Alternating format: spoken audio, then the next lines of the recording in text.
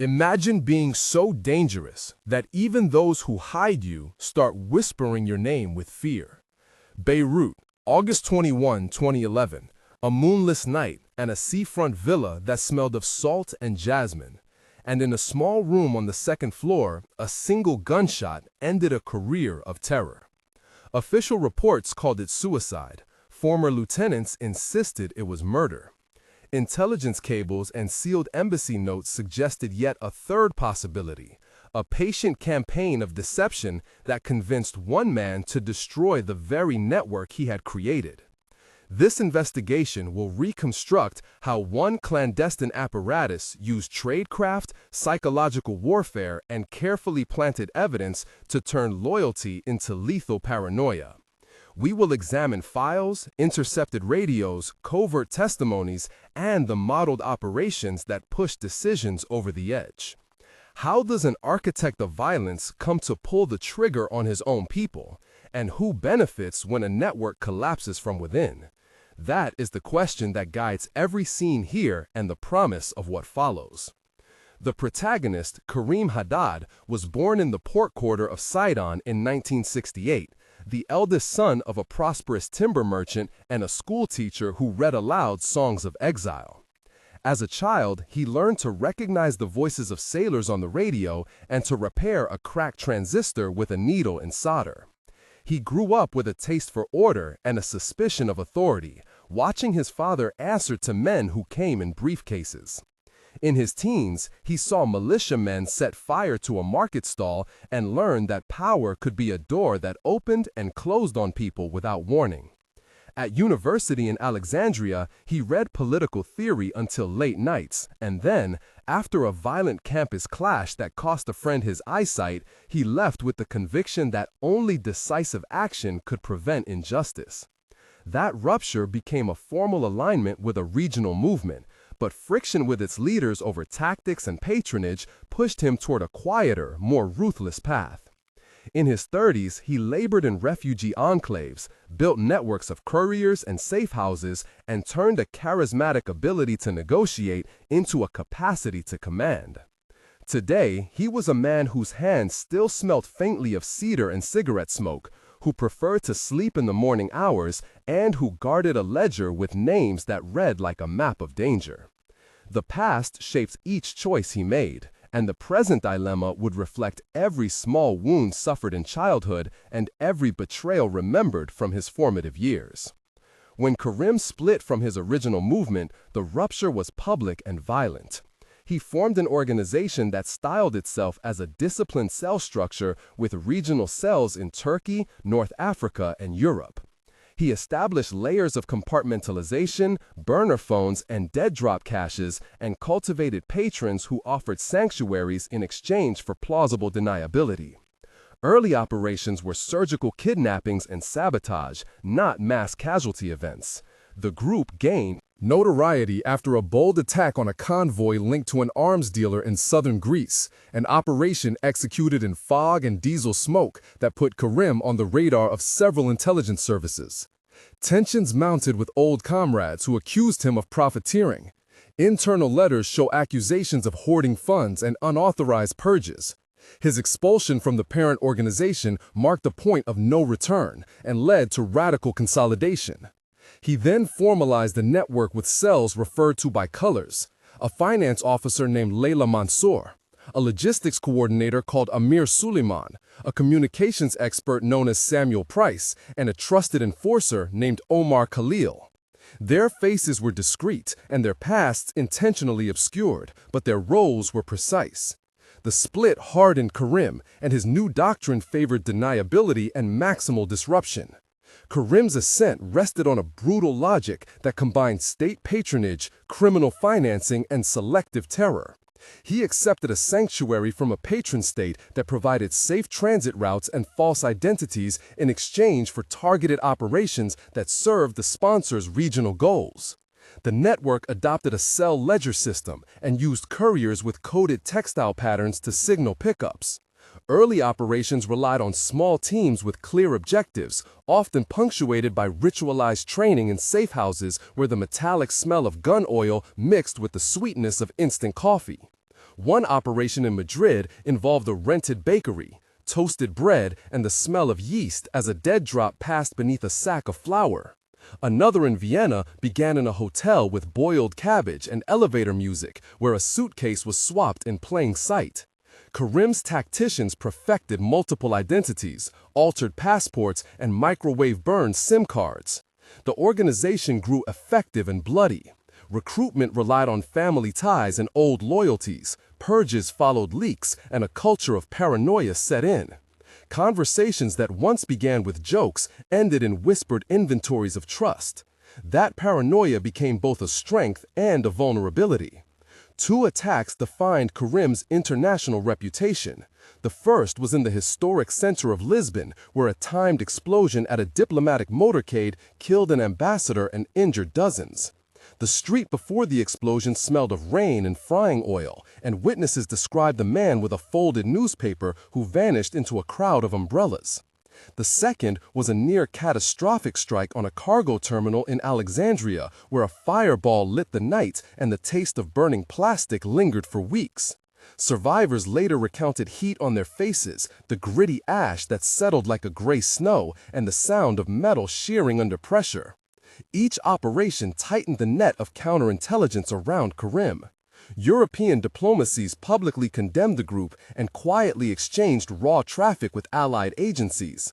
Satellite images, intercepted calls, and a forensics team that cataloged fragments of an improvised device built a picture of methods and materials. Yet, the group remained resilient because it had allies who provided discreet safe havens, and because Karim insisted on strict protocols that minimized exposure. As Karim's reputation grew, so did the interest of an intelligence service that had built a history of sophisticated clandestine contests. Mossad increasingly tracked communications that connected to Karim, compiling data points that included a courier route through northern Cyprus, a shell company in Dubai, and an accountant who transferred funds disguised as shipping fees. The campaign against him was not a series of blunt strikes, but a carefully layered operation that integrated interception, human intelligence, and psychological manipulation. Agents cultivated sources within Karim's peripheral network, including a finance clerk named Rachel Ben-Ami, a disgruntled lieutenant called Nabil Hariri, a forger named Victor Sokolov who owed debts, and a former safehouse operator named Elena Ortiz who had grown tired and fearful. Each contact provided a thread. The operation used controlled leaks, staged documents, and tailored rumors to amplify the leader's existing paranoia. A false document suggested that one cell had been compromised in Istanbul. Another suggested a betrayal in Marseille. Mossad operatives fed information through intermediaries so it would look like gossip from the street. The aim was to replicate the natural processes of suspicion and let them mutate into fatal decisions.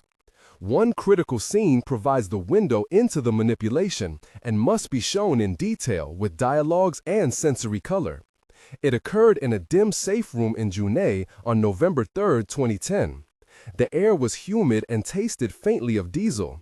A low fan hummed in the corner, and a lamp cast a pool of yellow light on a scratched map table. Karim sat with a cigarette that left round ash and a gray collar of smoke. Across from him, an Israeli operative using the name David Cohen had cultivated a relationship as a fixer for 3 months. The exchanges began cautiously and then accelerated into the kind of dialogue that reveals intent and erosion. Karim said, "I am careful, I have measures." David smiled and said, "Measures fail, and sometimes the most careful men are the most dangerous to themselves." Karim asked, "Who are you to lecture me about danger?"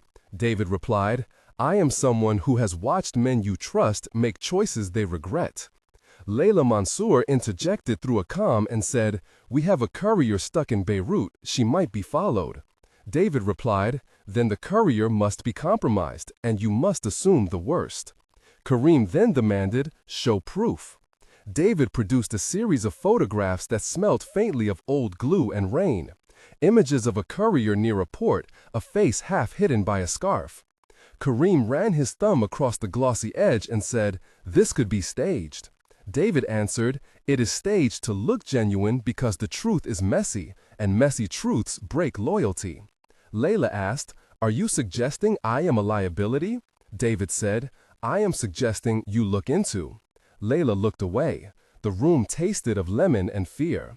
Kareem asked, "What is your endgame?" David said, "To protect what must remain, and sometimes destroying a network from within is the lesser evil."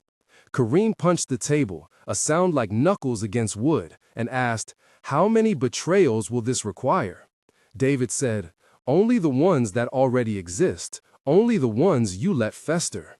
The exchange continued with sharp cuts and 12 subsequent back-and-forth lines that lengthened the moment into a psychological squeeze, until Kareem's voice grew smaller and uncertain and the cigarette ash fell into the palm of his hand.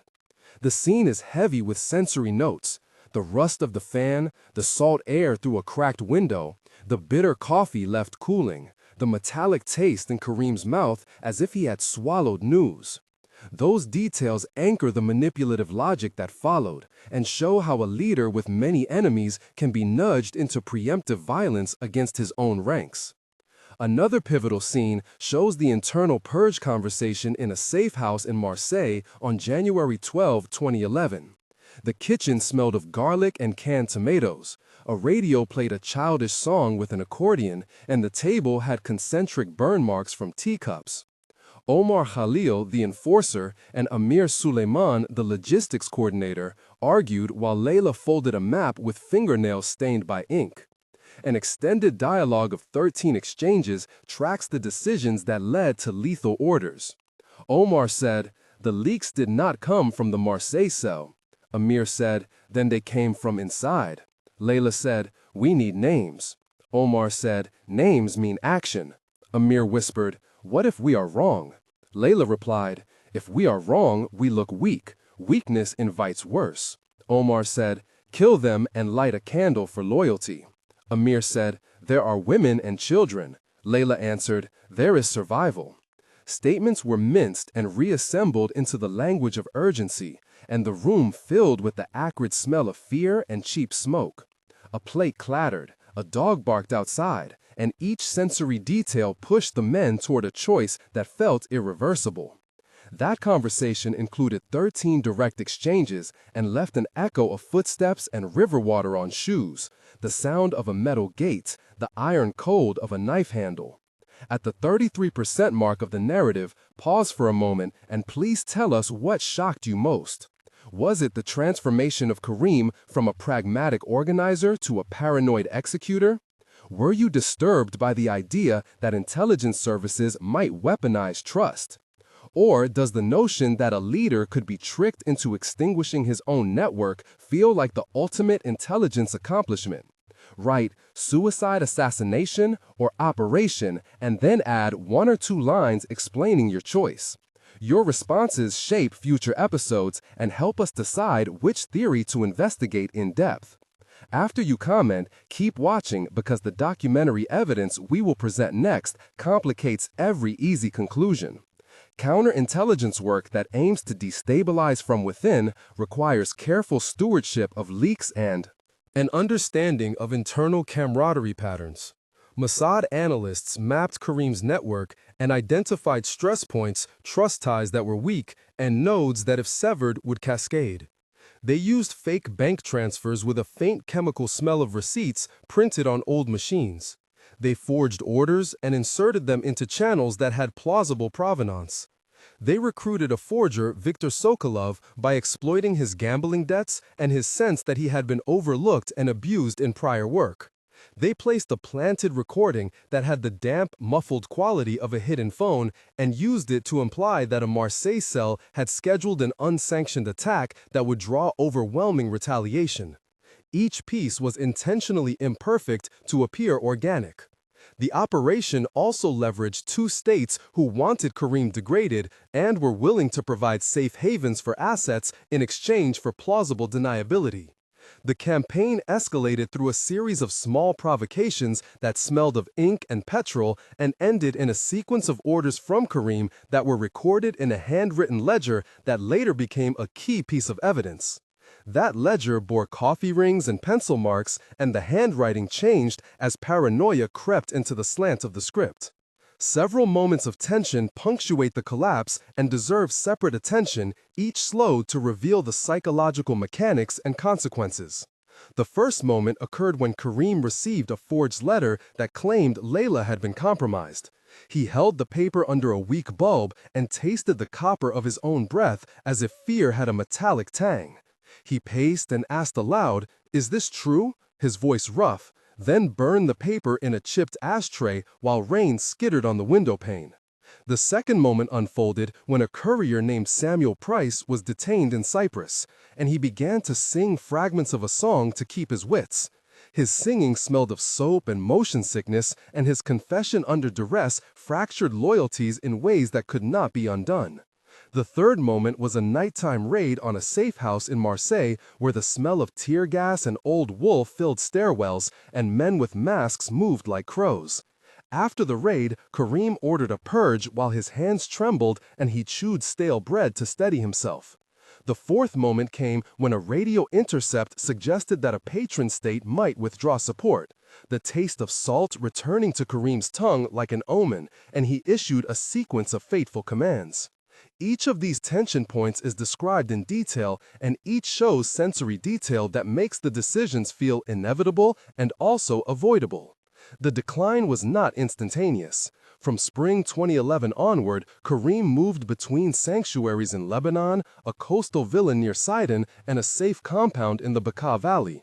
He developed health complaints, a persistent cough and bouts of insomnia that left him with dark crescents under his eyes and a constant bitterness on his tongue. The network suffered disruptions external, as states tightened cooperation after leaked dossiers, and internal, as trust dissolved into accusations. The campaign of counterintelligence used attrition to degrade the group's operational tempo and reputation. International pressure tightened banking corridors, and a dramatic interception of a shipment in Valencia suggested that logistical chains had been mapped. Kareem responded with increased security theater, body counts, and an internal logic that equated betrayal with death. By mid-2011, several middling commanders had been executed on whispered suspicion. That violence fed the narrative that one would rather strike first than risk exposure, but it also emptied cells of experienced operators and replaced them with frightened novices. The final return to Beirut in August of 2011 was both a retreat and a closing act. Kareem came back to the villa with a small retinue, including Layla Mansour, Omar Khalil, and a personal physician named Dr. Elena Ortiz, who carried a tin of peppermint lozenges and the smell of medicinal alcohol. The night before the gunshot, Kareem hosted a small dinner of stewed lentils and dry wine, where talk floated from logistics to old jokes and then collapsed into thin silences. The gunshot was loud and singular, a sound that carried through the tiled corridors like a tolling bell. Official statements called it suicide, citing a note that smelled faintly of lemon oil and contained a loosely written justification for the purge. Former lieutenants called it an execution and pointed to bruises on his wrists and photographs that had the grainy quality of phone cameras and the smell of wet concrete.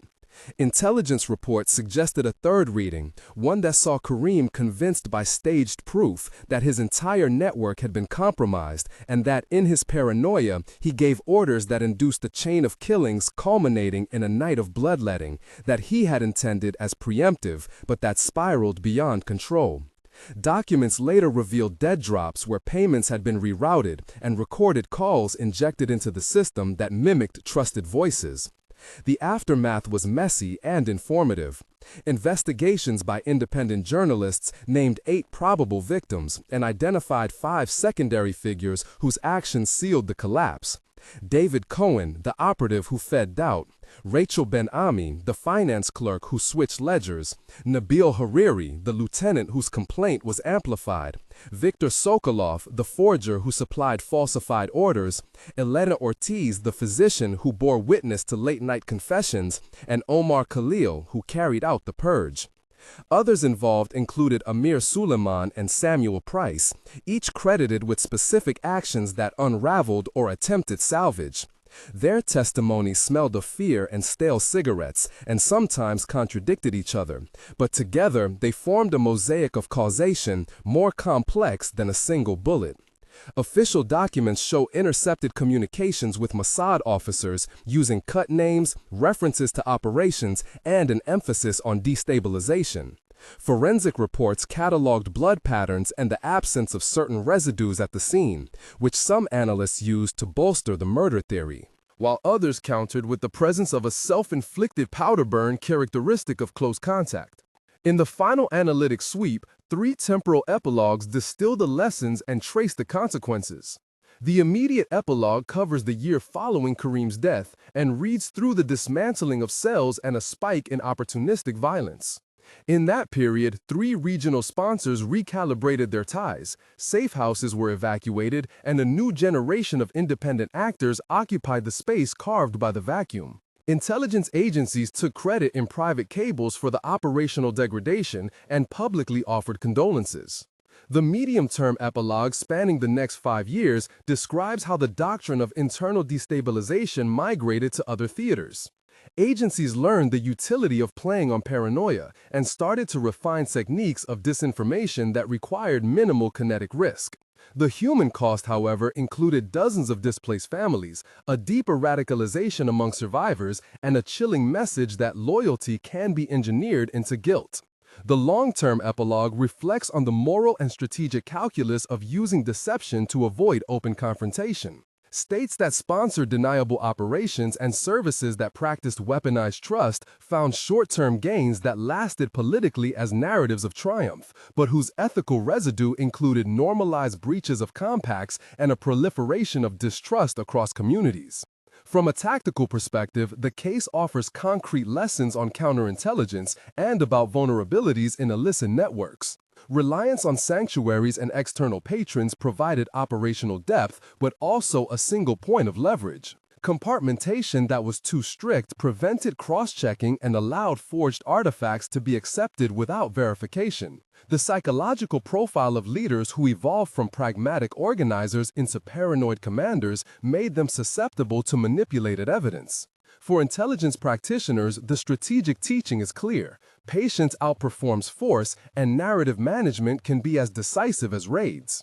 For policymakers, the lesson is ambiguous. The destruction of a violent network through clandestine manipulation may reduce immediate threats, but risks creating cycles of violence and erodes norms around due process. At the end, the villa by the sea stands empty, and the ledger with coffee stains sits in an evidence locker with a chain of custody tag that smells faintly of disinfectants. The gunshot night remains contested, and that contest matters. Documents, witness reports, and forensic notes push us toward a nuanced conclusion that does not absolve or condemn, but tries to explain. Kareem Haddad was a product of a particular political ecology, a man who learned to defend his people in ways that became indistinguishable from domination. The campaign that led to the collapse of his network exploited his strengths and turned them into weaknesses. The moral question lingers. Are we justified in using deception to end violence if deception is itself a form of violence? Is there a line between necessary secrecy and manufactured betrayal? When agencies wield the power to shape perceptions, they also assume the burden of unpredictable consequences. If this reconstruction moved you or repelled you, please tell us. In the comments, whether you believe the death was suicide, assassination, or operation, and why. Your insight guides our next deep dive. If you value investigations that blend archival research with human testimony, subscribe to the channel. We will continue to publish episodes that examine the invisible techniques used by services to shape history and to test the limits of what intelligence can or should do. Thank you for staying with this complex story. And remember that behind every headline there is a network of choices and a set of human costs that deserve scrutiny and reckoning.